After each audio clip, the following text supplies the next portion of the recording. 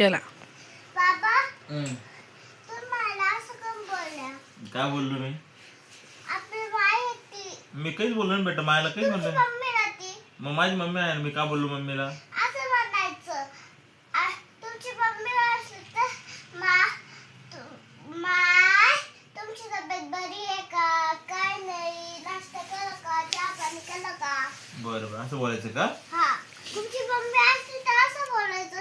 तुमचे फादर असले तर तुमचे फादर असले तसंच बोलायचं. आणि हिचे असले तर तुझ्या आईची मम्मी पप्पा असतील त्यांना कसं बोलायचं? त्यांना बी तसंच बोलायचं. असं बोलायचं का रागवून बोलायचं त्यांना? रागून नाही, प्रेमाने बोलायचं. सगळे आपली फॅमिली आहे. सगळी फॅमिली का आपली?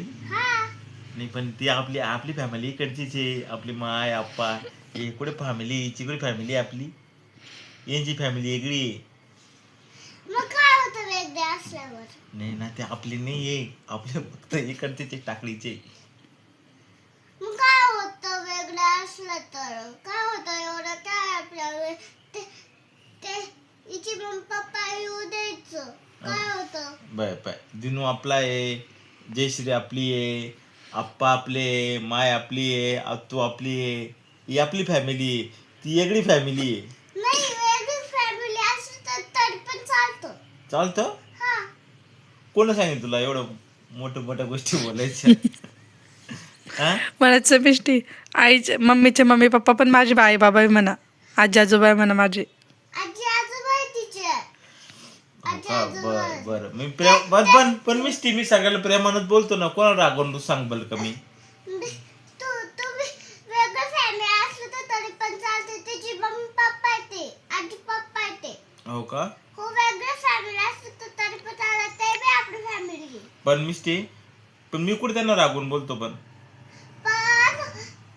पण सोबी आपली फॅमिली, अण्णा आपले, तनू आपली आहे. हो का? आणि दुसरी मम्मी ती सरू. दुसरी मम्मी सरू का? हा, ती पण आपली का? हा, ती बी फॅमिली आहे. शंभू बी आपली फॅमिली आहे. अजून सानू बी आपला फॅमिली आहे. हो का? हा, सगळी फॅमिली आपले. हो का? हो. बर बर बर, लयच गोड गोड बोलत होतास. काय खाल्लं सकाळी? खायला वेळ नाही तर सांगते. ए, काय झालं? म्हणते ना डब्बा ढोलला की ते कट कर.